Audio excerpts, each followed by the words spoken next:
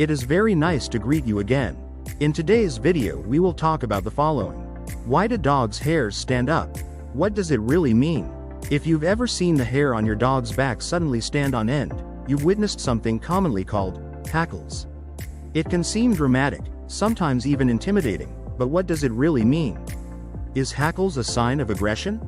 Fear? Excitement? Protection? The truth is, hackles are simply a physiological response, not a personality trait or a guarantee of behavior. 1. What are hackles? The term, hackles, refers to the strip of hair that runs along a dog's spine, from the nape of the neck to the base of the tail. When these hairs stand up or bristle, the technical term is piloerection. Piloerection occurs when the tiny muscles at the base of each hair follicle contract, causing the hair to stand on end. This reaction is controlled by the autonomic nervous system, meaning your dog isn't consciously deciding to raise its fur. It's automatic, like goosebumps in humans. In other words, your dog isn't choosing to get angry. Its body is responding to an emotional or environmental stimulus. 2. Why do dogs' fur stand on end? Raised fur is part of your dog's fight or flight response. When it experiences an adrenaline rush, its nervous system activates, preparing it to respond to something important. That something could be fear, uncertainty, excitement, frustration, a perceived threat, sudden excitement, positive or negative. Raised fur makes the dog appear larger, which can be useful for intimidating threats or indicating discomfort. It's an evolutionary trait shared with many mammals. But here's the important thing. The hairs on your dog's coat tell you that they are emotionally aroused, not whether that emotion is good or bad. 3. Does raised fur always mean aggression? No. Many puppy owners assume that when a dog's fur stands on end, it's a sign of aggression. While it can occur during aggressive displays, it's not a reliable indicator of aggression on its own.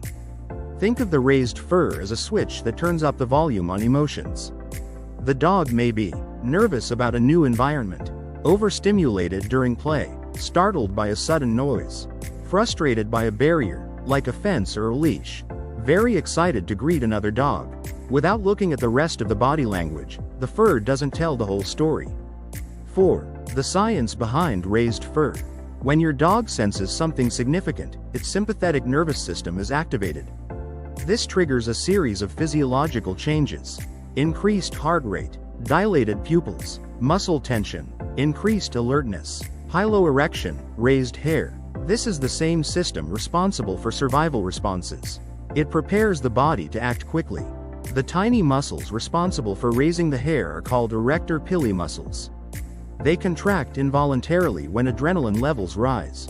This means that raised hair is a bodily response to emotional intensity, not a behavior your dog performs intentionally. 5. Can some dogs raise their hair more than others?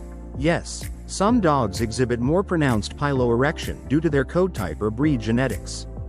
Dogs with thicker or longer hair along their spine may exhibit more pronounced neck hair. Additionally, some dogs are simply more sensitive to environmental stimuli. A dog with a lower stress threshold may exhibit raised hackles more frequently because their nervous system is more easily activated. This doesn't mean they are aggressive. It often means they are more emotionally reactive. 6. What should you do if your dog's hackles rise? First, stay calm. Remember, this is an automatic response. Your dog isn't misbehaving. Next, assess the situation and ask yourself, what just happened? What is your dog looking at? What does their overall body language suggest? If your dog seems fearful, right-pointing arrow, create space and reduce the pressure. Overstimulated right-pointing arrow, pause and allow for decompression. Defensive right-pointing arrow, safely increase the distance. Excited right-pointing arrow, redirect to a structured activity.